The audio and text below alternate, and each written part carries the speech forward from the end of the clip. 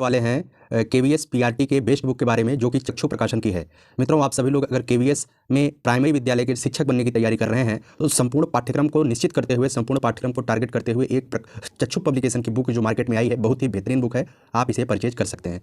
मित्रों, इसमें जो है नवीनतम पाठ्यक्रम जो 180 नंबर का दिया गया है, जनरल इंग्लिश हो, सामान्य ज्ञान एवं समसामयिकी हो, शिक्षा शास्त्र हो, सामान्य विज्ञान हो, सामान्य गणित हो, पर्यावरण हो, सामान्य हिंदी हो, तार्किक योग्यता हो, कंप्यूटर जानकारी हो, नवीनतम पाठ्यक्रम में पैटर्न पर आधारित संपूर्ण सब कुछ आपको जो है एक तरीके से आपको स्टडी गाइड के बुक के रूप में आपको मिल जाएगा। ठीक है, आप इस बुक को परचेज कर सकते हैं। इस बुक में सबसे खास बात यह है कि आपको प्रीवियस ईयर से संबंधित और जो संभावित प्रश्न हो सकते हैं, 2000 से ज़्यादा बहुविकल्पीय प्रश्न इस पुस्तक में आपको देखने को मिल सकते हैं। यह पुस्तक हर हाल में अन्य पुस्तकों से श्रेष्ठ साबित होगी। आप एक बार इसे लेकर के जरूर देखें। ठीक है, तो इसके बात करें मित्रों, इसके अंदर के बारे में तो आप सभी लोग देखते हैं। इसके सिलेबस के बारे में बहुत ही बेहतरीन तरीके से पहले सिलेबस आपको समझाया गया है।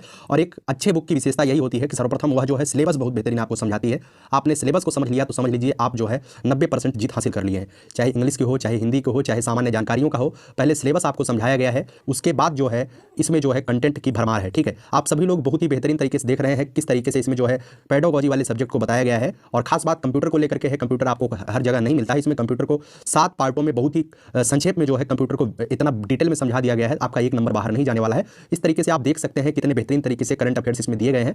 करंट अफेयर्स फिलहाल तक के जितने भी हो सकते हैं करंट अफेयर बहुत बेहतरीन तरीके से पिछले 1 साल के करंट अफेयर को कवर करते हुए यह बुक प्रकाशित की गई है। आप इसे जो है मार्केट से परचेज कर सकते हैं। अगर आप केवीएस प्राइमरी में जो है हर हाल में सफलता निश्चित करना चाहते हैं तो आप इस बुक को जरूर परचेज करें। हर एक बुक स्टोर पर चक्षु पब्लिकेशन की बुक आपको मिल जाएगी। ठीक है, तो चलिए यही बताना था आपको। अगर आप केवीएस प्राइमरी की तैयारी कर रहे हैं तो इस बुक को आप जरूर परचेज करें। इस तरीके का इसका लोगो है, आप देख सकते हैं। नमस्कार, स्वागत है आप सभी का आपके अपने ऑनलाइन इंस्टीट्यूट निशांत ज्ञान के यूट्यूब प्लेटफॉर्म पर। किन्हीं व्यक्तिगत कारणों की वजह से मैं 2-3 दिन जो है घर से बाहर था, इस वजह से आपको मैं वीडियोज प्रोवाइड नहीं कर पा रहा था। इसके लिए आप सभी लोगों ने, जिन लोगों ने हमसे हमारे स्वास्थ्य के बारे में पूछा और जिन लोगों ने हमारी समस्याओं के बारे में पूछा, उनके लिए मैं तहे दिल से शुक्रिया अदा करता हूं कि आप लोग हमें इतना केयर करते हैं।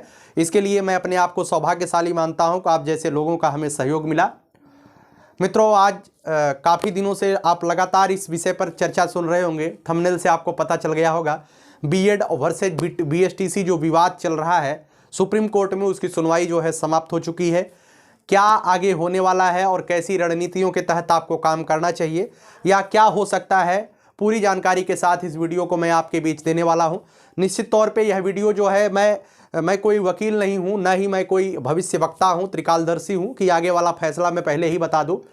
इसमें जो है हमारे अपने विचार हैं। इस विचार से जो है किसी भी माननीय हाई कोर्ट या माननीय सुप्रीम कोर्ट के विचारधाराओं से या उनके फैसलों से इसका कोई ताल्लुकात नहीं है। ठीक है, तो आप सभी लोग हमारे विचारों को सुन सकते हैं। मैं अपने विचार ही आपसे साझा करता हूं।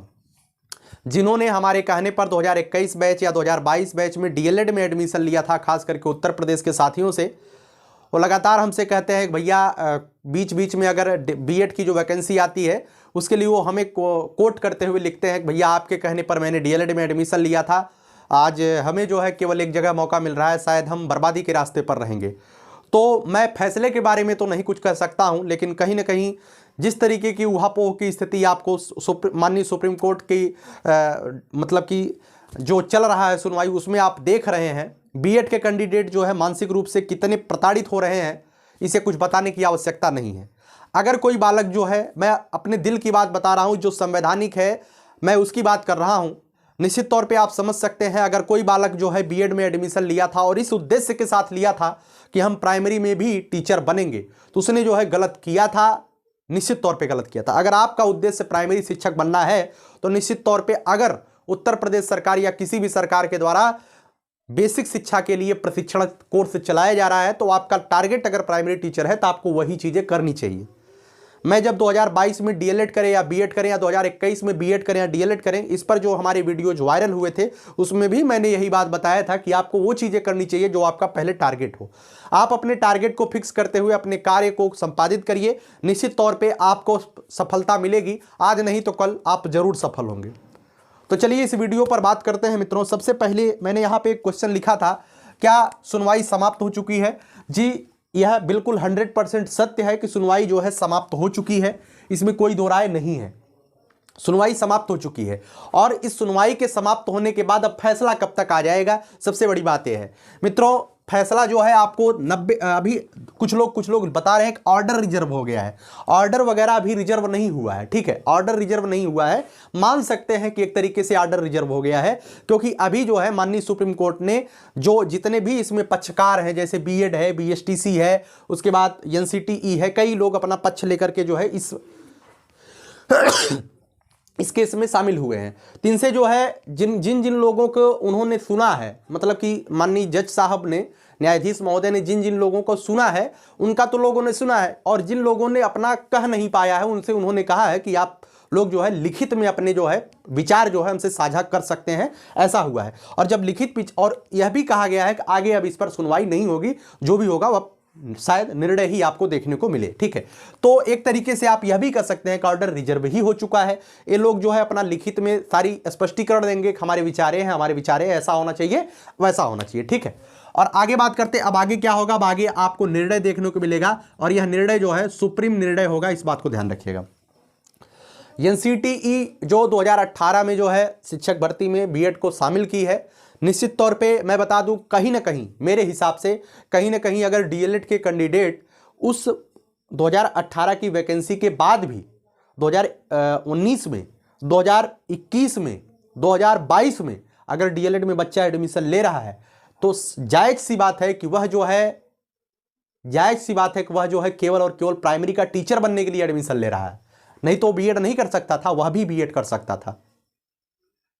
अगर ब्रिज कोर्स करा करके जो है बीएड को जो है आप डीएलएड के समकक्ष बना दे रहे हैं, तो डीएलएड का स्टूडेंट भी जो अपना प्रशिक्षण प्राप्त कर रहा है, भले ही वह जो है बेसिक लेवल का प्रशिक्षण प्राप्त कर रहा है, हम कहते हैं कि उसे 1 साल का ब्रिज कोर्स करवा करके उसे उच्च लेवल का प्रशिक्षण प्राप्त करवा दीजिए, वो टीजीटी में बैठ जाए, ठीक है। तो कहीं ना कहीं स्थितियां जो है डीएलएड के पक्ष में जाती हुई दिखाई देती हैं, ठीक है। इसमें जो है बीएड के कुछ कैंडिडेट हमें उल्टा सीधा बोलेंगे। मित्रों, जो चीजें सही हैं मैं वो सही चीजें आपको बता रहा हूं। कहीं ना कहीं स्थितियां जो है डीएलएड के पक्ष में हैं, लेकिन जो भी होगा वह भविष्य का निर्णय है, माननीय सुप्रीम कोर्ट का निर्णय है। जो भी आएगा वह हमारे ख्याल से लोगों के हित में ही फैसला आएगा, और उस फैसले को जो है हम सभी लोग एक्सेप्ट करेंगे। देखिए फैसला किसके पक्ष में आ सकता है मित्रों, मैं बता दूं डीएलएड का पक्ष इसमें मजबूत दिखाई दे रहा है, बाकी हर इच्छा, ठीक है। डीएलएड का पक्ष मजबूत दिखाई दे रहा है। अगर फैसला, देखिए फैसला यह भी हो सकता है कि शिक्षा समवर्ती सूची का विषय है और राज्यों के विवेक पर ऐसा छोड़ा जा सकता है, बीच का रास्ता भी दिखाया जा सकता है, डीएलएड को प्रथम वरीयता दी जा सकती है। प्रथम वरीयता का मतलब बहुत सारे बच्चे हमसे पूछते हैं, भैया प्रथम वरीयता का मतलब ये क्या होता है। प्रथम वरीयता का मतलब ये होता है कि अगर राज्य में जो है डीएलएड प्रशिक्षकों की संख्या पर्याप्त है, टेट पास प्रशिक्षकों की संख्या पर्याप्त है, उन्हें सबसे पहले प्राथमिक मौका दिया जाएगा। अगर रिक्त सीटें बचती हैं उसके बाद जो है अन्य प्रशिक्षकों को मौका दिया जाएगा जो बीएड किए हैं, अन्य बड़े बड़े डिग्री धारक हैं, ठीक है, उसके बाद उन्हें मौका दिया जाएगा। ये होता है प्रथम वरीयता। ऐसी चीज़ें हो सकती हैं, लेकिन प्रथम वरीयता की बात नहीं है। सीधे बात जो है जोधपुर हाईकोर्ट ने जो फैसला दिया है, जोधपुर हाईकोर्ट ने एनसीटीई के जो राजपत्र है उसे ही वो रद्द कर दिया गया है। तो उसी फैसले को लेकर के वहाँ सुप्रीम कोर्ट जाया गया था, ठीक है। तो अभी राजस्थान में जो वैकेंसी आने वाली है उसमें जो है प्राथमिक में बीएड को मौका नहीं दिया गया है ना। और मैं उत्तर प्रदेश की बात बता दूं, उत्तर प्रदेश में भी हाई कोर्ट में ऐसे विवाद चल रहे हैं, लेकिन अगर माननीय सुप्रीम कोर्ट से फैसला आ जाता है तो वह सारे राज्यों पर लागू होगा, है ना। और अगर बीएड को सार्वभौमिक मान्यता देने की बात नई शिक्षा नीति में कही गई है, तो वह भी कहीं ना कहीं एक पॉइंट बनेगा केंद्र सरकार के लिए।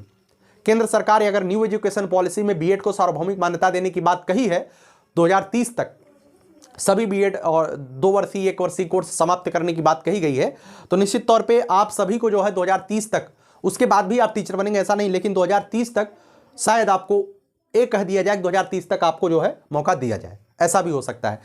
कई सारे विचार इसमें लोग अपने अपने विचार रख रहे हैं, कुछ भी हो सकता है, यह कोई नहीं जानता है क्या होगा। और यह भी हो सकता है कि केंद्र सरकार जो है किसी कानून के तहत जो है अपने पक्ष को मजबूत करे, क्योंकि अगर कोई निर्णय ऐसा आता है जो उनसे इतर होता है, विपक्ष में होता है, तो उनके पास जो है कानून बनाने की भी क्षमता होती है ना, लेकिन वह कानून जो है पूरे राज्य पर, पूरे देश में लागू होगा यह अनिश्चित है। यह संभव नहीं है, क्योंकि अगर शिक्षा का कानून बनाया जाता है ना, तो पूरे देश प्रदेश में, पूरे राज्यों में लागू होगा, वह राज्यों के बहुमत पर निर्भर करेगा, है ना। और शिक्षा समवर्ती सूची का विषय है, कोई कानून अगर केंद्र में बनता है वह राज्य सरकार माने ही माने, यह भी कोई दबाव नहीं है, ये संवैधानिक बात है। लेकिन आप सभी लोग जानते हैं उत्तर प्रदेश की और केंद्र की, है ना, जो चीजें होंगी वह सब आपके सामने आएगा। आखिरी में मैं आपसे यही कहना चाहता हूं कि लगातार आपको जो है इस विषय को लेकर के टारगेट नहीं होना है। आप सभी लोग जान रहे हैं शिक्षा सेवा चयन आयोग का गठन हो चुका है। शिक्षा सेवा चयन आयोग का जो है गठन प्रक्रिया शुरू हो चुकी है। ऐसा नहीं है गठन अभी हो चुका है, गठन प्रक्रिया शुरू हो चुकी है। आप सभी जानते हैं किसके माध्यम से ही यूपी टेट कराया जाएगा, है। तो आपका पहला कर्तव्य बनता है, जो भी फैसला आएगा उसे आपको मानना है, मानना तो पड़ेगा ही, क्योंकि माननीय सुप्रीम कोर्ट का फैसला है, हित की बात की जाएगी। शिक्षा सेवा चयन आयोग का गठन हो चुका है। अब आपका अगला टारगेट, अगर 21 बैच का बालक है, 21 बैच का बच्चा हमें देख रहा है, तो निश्चित तौर पे उसका जो है यूपी टेट जो आगे आने वाला है, यूपी टेट, उसके लिए आप सभी लोग प्रयत्न करिए, उसके लिए निश्चित तौर पे प्रयत्न करिए। जो भी चीज़ें हो सकती हैं उसे आप करने का प्रयास करिए। बुक्स वगैरह हो सकते हैं, जहाँ से आप पढ़ाई कर सकते हैं, हमसे पढ़ सकते हैं, जैसे भी आप पढ़ सकते पढ़िए, है ना। आपका टारगेट होना चाहिए। तृतीय सेमेस्टर के एग्जाम आपके अप्रैल में होने वाले हैं, आपको थोड़ा थोड़ा वह भी पढ़ते रहिए, है ना, लगातार आप पढ़ते रहिए। एक बच्चा बोल रहा था तृतीय सेमेस्टर के लिए आप पढ़ाई शुरू करवा दीजिए। मित्रों मैं आपसे बता दूं, अभी जो है यूपी टेट के लिए मैं काम कर रहा हूं, तो आप सभी लोग जो है, मैं डीएलएड के लिए आपको इतना मजबूत कर चुका हूं फर्स्ट सेमेस्टर और सेकंड सेमेस्टर में। अब आपको टेंशन नहीं होनी चाहिए, डीएलएड कैसे पास किया जाता है और डीएलएड में किस तरीके से स्कोर किया जाता है, अब शायद आपका अनुभव जो है बढ़ गया है। अब आपको जो है यूट्यूब के वीडियोज की सहारा लेने की आवश्यकता अब डीएलएड के लिए नहीं रही होगी, मुझे जहां तक लगता है। अब आपके पास अनुभव है, आप स्वयं से पढ़ाई करिए, ईमानदारी से पढ़ेंगे। आप सभी को पता है सीरीज रट करके 10-10, 15-15 दिन में बच्चे पास हो रहे हैं, और आप भी पास हुए हैं, 2 सेमेस्टर आपका भी निकला है। तो इसमें कोई अब ऐसा नहीं है कि आपको पढ़ाया ही जाए सारे सेमेस्टर। जो बच्चे मतलब कि इसके लिए परेशान रहते हैं कि चीज़ें पढ़ाई जाए डीएलएड के लिए, तो कहीं ना कहीं थोड़ी कमज़ोर स्थिति, आपकी नाजुक स्थिति दिखाई दे रही है ना, क्योंकि आगे कंपटीशन भैया बढ़ने वाला है, इसे मानिए, है ना। शिक्षा सेवा चयन आयोग का गठन हो चुका है, यूपी टेट की तैयारी आप करिए। जून से पहले, मई जून से पहले आपका यूपी टेट नहीं होगा, यह भी निश्चित है। मई जून से पहले आपका यूपी टेट नहीं होगा। अगर कोई कहता है अप्रैल में हो जाएगा, मार्च में हो जाएगा, बहुत मुश्किल है ना। अभी शिक्षा सेवा चयन आयोग को गठन ही मार्च तक होगा। और आगे मैं बात करता हूँ, आखिरी बात, है ना, आखिरी बात यही है, 21 बैच, 22 बैच, ये सभी लोग, कुछ लोग बोल रहे थे भैया 22 बैच के हैं, हम यूपी टेट में बैठने को पाएंगे कि नहीं। निश्चित तौर पे मुझे लगता है कि आपको भी अब की बार मौका दिया जाएगा और अब उसे भी वैलिडिटी दी जाएगी। 21 बैच का बच्चा तो निश्चित तौर पे पहले के ही नियमों के अनुसार वैलिड है ना। और मेरी तरफ से जितना भी प्रयास हो सकता है यूपी टेट को लेकर के, आपके सेमेस्टर को लेकर के, आपकी पढ़ाई को लेकर के, आपके मंजिल को लेकर के, मैं उसके लिए काम कर रहा हूँ, ठीक है। अगर आपने जो है इस बात को अपने दिल पर हाथ रख करके बोलिएगा कि अगर आपने हमें सुन करके डीएलएड करने का फैसला लिया था, क्या फैसला आपने गलत लिया था। मेरे ग्रुप हैं, ग्रुप में जो है बच्चे आपस में डिस्कस करते रहते हैं। कुछ लोगों के मैं कमेंट वगैरह देखता हूँ, लगातार देखता हूँ, क्योंकि मैं ग्रुप एडमिन हूँ उसका। तो कुछ लोग ऐसी बातें करते हैं कि भैया मैंने जो है डीएलएड करके गलती कर दिया, क्योंकि अगर मैं बीएड करता तो ऐसा करके मैं नौकरी पा जाता। मित्रों मैं बता दूँ, निश्चित तौर पर आप गलती बिल्कुल भी नहीं किए हैं। ईमानदारी से आप मानसिक रूप से इतने मजबूत बनिए कि आप जो भी फैसला लिए हैं बहुत सही फैसला लिए हैं। अब जिस कदम पर, जिस रास्ते पर आपने अपना कदम रख दिया है वह बहुत बेहतरीन है, आपको परेशान होने की आवश्यकता नहीं है, ठीक है। यूपी टेट के लिए हमसे कुछ बच्चे पर्सनली ये बोल रहे थे, हमारे पास कल से या परसों से लगातार कॉल आ रहे हैं कि भैया आप ईवीएस के और बाल मनोविज्ञान के जो पेडोलॉजी का सीडीपी जो होती है, पेडोलॉजी तो आती ही नहीं है, सीडीपी जो होती है और ईवीएस जो होता है, इसके लिए आप जो है नोट्स वगैरह हमें प्रोवाइड कराएं तो बेहतर है। मैं उसके लिए काम करना शुरू कर दिया हूं। निश्चित तौर पे आपको जो है कुछ ना कुछ 10-15 दिनों के अंदर मैं आपको डेमो वगैरह दिखाऊंगा, है ना। और मैं एक वीडियो और दूंगा। लगातार मुझे कुछ बच्चे क्या, कुछ अपनों के ही माध्यम से हमें ट्रोल किया जाता है कि आपसे उम्मीद नहीं थी कि आप पैसे के लिए काम करेंगे, आप बुकों का प्रमोशन करते हैं, उनसे पैसा लेते हैं, इनसे पैसा लेते हैं। मित्रों मैं बता दूं, पैसा लालच की वजह से नहीं लिया जाता है। जो भी पैसा होता है वो नीड्स, आप बेसिक ज़रूरतों को पूरा करने के लिए लिया जाता है। और यूट्यूब से कितना आता है, कितना रेवेन्यू होता है, आप सभी लोग जानते हैं, है ना। और अगर मैं आपके फ्यूचर के लिए काम कर रहा हूं तो निश्चित तौर पे मैं यहाँ पर अगर समय दे रहा हूं तो अपने भी भविष्य के लिए कार्य कर रहा हूँगा, ऐसा आपको समझना चाहिए। आप सभी लोग कुछ भी बोलते हैं, ये सोशल मीडिया है, आपका अधिकार है, लेकिन कहीं ना कहीं मुझे लगता है कि अगर मैं बेहतर कार्य कर रहा हूं तो उसका बेहतर रिस्पांस भी मिलना चाहिए। बाकी मैं हृदय से बहुत मजबूत हूं, मैं भी अपने संकल्पों को लेकर दृढ़ संकल्पित रहता हूं कि मैं काम तो अनवरत करूंगा, चाहे मुझे गाली मिले चाहे जो मिले। लेकिन मुझे पैसे की इतना लालच नहीं है जितना कुछ लोग बोल देते हैं। मैं पैसे को लालच की वजह से नहीं लेता हूं। मुझे अंबानी और अडानी बनने का शौक नहीं है कि आपसे 200 रुपये अगर मैं ले लूँगा तो मैं अडानी या अंबानी बन जाऊँगा, ऐसा नहीं है ना। बस हमारी बेसिक नीड्स होती है जिसकी वजह से मैं काम करता हूँ, यहाँ पर समय दे रहा हूँ, आपके भी काम कर रहा हूँ, ठीक है। तो उसकी ज़रूरतों को पूरा करने के लिए ये चीज़ें की जाती हैं। तो आप भी अगर काम करेंगे तो आप भी सोचेंगे कि ऐसा होता है, ज़रूरत किसकी है आज की डेट में। आप घर से बाहर निकलिए, आपको पता चल जाएगा। और इतना पढ़ाई लिखाई के बाद भी जब आपके ऐसे कमेंट आते हैं तो मुझे कहीं ना कहीं ऐसा लगता है कि यार अभी बहुत पीछे है समाज। आप कुछ भी काम करिए, आपको सबसे पहली ज़रूरत क्या पड़ेगी आप कमेंट करके बताइएगा। पहली ज़रूरत किसकी होती है? मुझे प्रेम मिल रहा है, मुझे आप लोगों का सहयोग मिल रहा है, वह तो बहुत बड़ी बात है, सौभाग्य है, उसी की वजह से मैं यहाँ पर हूँ। लेकिन उसके बाद क्या आवश्यकता पड़ती है? भाई थोड़ा सा सकारात्मक रहिए, आपको भगवान सद्बुद्धि दे, है ना। और मैं किसी का कमेंट डिलीट वगैरह नहीं करता हूं, वो कमेंट जो है बल्कि मैं पिन कर देता हूं जो गलत कमेंट होते हैं, जो मुझे विचलित करते हैं, और उनका जो है मैं रिप्लाई भी नहीं करता हूं। आप सभी से उम्मीद करता हूं कि आप उनका रिप्लाई करेंगे। अभी डीएलएड के नोट्स जो है फर्स्ट सेमेस्टर के और थर्ड सेमेस्टर के सेकंड सेमेस्टर के मैंने जो है पेड किए थे, काफ़ी लोग उसमें पार्टिसिपेट किए थे। तो कुछ लोगों को नोट्स बेहतर लगा, कुछ लोगों को ख़राब लगा। मैं मानता हूं कि डीएलएड सेकंड सेमेस्टर के नोट्स वगैरह जो है हम उतने प्रॉपर तरीके से नहीं दे पाए जैसा देना चाहिए था, है ना। लेकिन मैंने प्रयास किया था, पहला प्रयास था, प्रयास किया था, है ना। बाकी आगे जो करूंगा वह भी प्रयास, अब प्रयास तो नहीं रहेगा क्योंकि एक बार मैंने काम कर लिया है। अब अपने आप को सर्वश्रेष्ठ करने का प्रयास करूंगा, हमेशा सर्वश्रेष्ठ। आपसे भी यही उम्मीद करता हूं।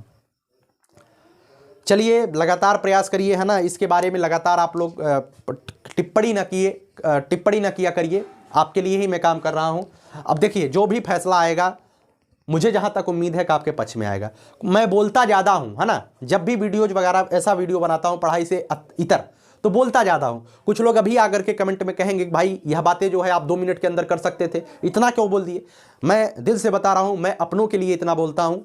बाकी मैं नहीं मानता हूँ कि कोई बाहर का लड़का आकर के हमारे वीडियोज देखेगा। जब भी वीडियो देखेगा वो भगा भगा करके देख लेगा। लेकिन मेरा जो अपना है, जो मुझसे आज 2 सालों से जुड़ा है, जो मुझसे अपनत्व की भाव रखता है, वो पूरा वीडियो देख करके जाएगा, है ना। और कुछ ना कुछ हमारे लिए मोटिवेशन वाक्य लिख करके जाएगा, भैया हम आपके साथ हैं। बस इस वजह से मैं काम करता हूं और यही जुनून है काम करने का। वीडियो बना रहा हूं, सीडीपी का वीडियो बना रहा हूं, है ना। काफ़ी बच्चे नोट्स वगैरह बना रहे हैं, हमारे पास खुद शेयर किए कि भैया मैं आपके वीडियो से नोट्स बना रहा हूं, है ना, और बेहतर करने का प्रयास कर रहा हूं। तो मुझे बहुत अच्छा लगता है। आप यकीन नहीं मानेंगे, कोई हमारे पास कॉल कर देता है तो मैं 5-5, 10, 15 मिनट तक बात कर लेता हूं। क्या दिक्कत है भाई? हम कोई बहुत बड़े तोप थोड़ी है, किसी से बात नहीं कर सकते हैं। किसी का अगर मेरे पास समय है तो 100% हर एक बच्चे का रिप्लाई मैं देता हूं। फिर भी लोग उल्टा सीधा बोलते हैं। चलिए कोई दिक्कत नहीं है। आखिरी लाइन बोल करके वीडियो को समाप्त करूंगा। प्रयास करिए बेहतर करने के लिए, माता पिता के सपनों को साकार करने के लिए। अगर नितिन उपाध्याय पर भरोसा आपने किया है, निशांत ज्ञान पर आपने भरोसा किया, तो निश्चित तौर पर आपके लिए मैं बेहतर करूंगा, प्रयास भी करूंगा। और पूरी उम्मीद है, भाग्य मेरे साथ रहा, सौभाग्य मेरा साथी रहा, तो निश्चित तौर पर मैं बेहतर कर जाऊंगा आपके लिए, ठीक है। यही जज्बा रहा तो मुश्किलों का हल भी निकलेगा। जमी बंजर हुई तो क्या वहीं से जल भी निकलेगा। न हो मायूस न घबराई अंधेरे से मेरे साथी, इन्हीं रातों के दामन से सुनहरा कल भी निकलेगा। बहुत बहुत धन्यवाद। जय हिंद, जय भारत, लव यू ऑल।